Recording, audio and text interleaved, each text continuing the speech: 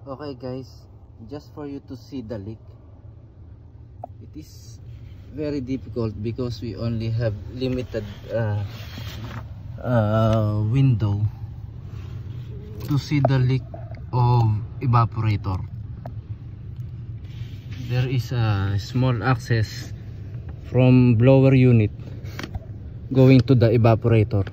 I already taped the UV glass here so that you can recognize.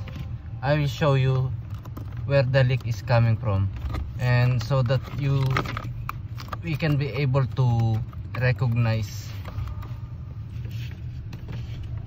the leak.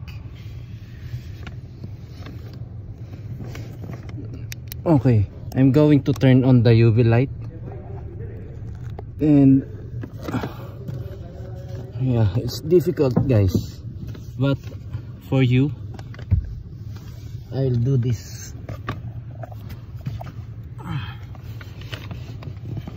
Okay, this is the UV light. Okay, and the UV glass. So it is color light green. Once you see the color light green in the surface of the evaporator, it means the leak is coming from there, just like this one. If once I remove the UV light, you cannot see, you can only see the wet portion of evaporator. But once I apply UV light here, just like this, you can see the light green color in the surface of evaporator, in the lower portion of the evaporator. It means it is leaking from there. The AC refrigerant is leaking from there. And as you can see in the top of evaporator, in the top portion of evaporator, there is also a wet mark. But since our UV light is not focused right there, you cannot see the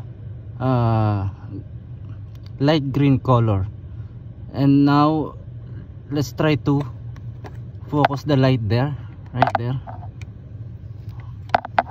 Okay, it's difficult, but yes.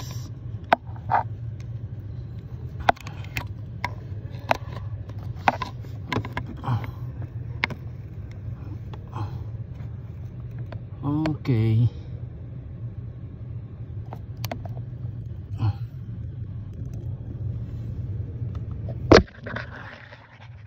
Okay, there it is. So there are two leak coming from evaporator. You can see that the light green there on the top portion of evaporator, it has small leak from there.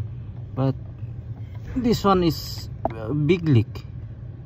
A huge leak is coming from here.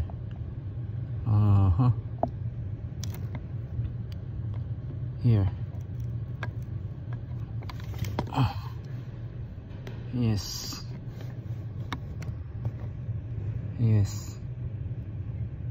There it is. There is a leak coming from here, and it is obvious also because it is really wet. Okay. So now that you already recognize how it looks like, now you can identify and trace using dye leak detector. Okay. Okay.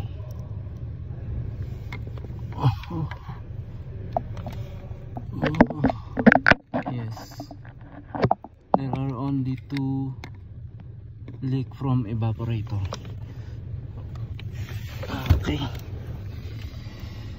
so it is difficult, yes, but at least we found the leak.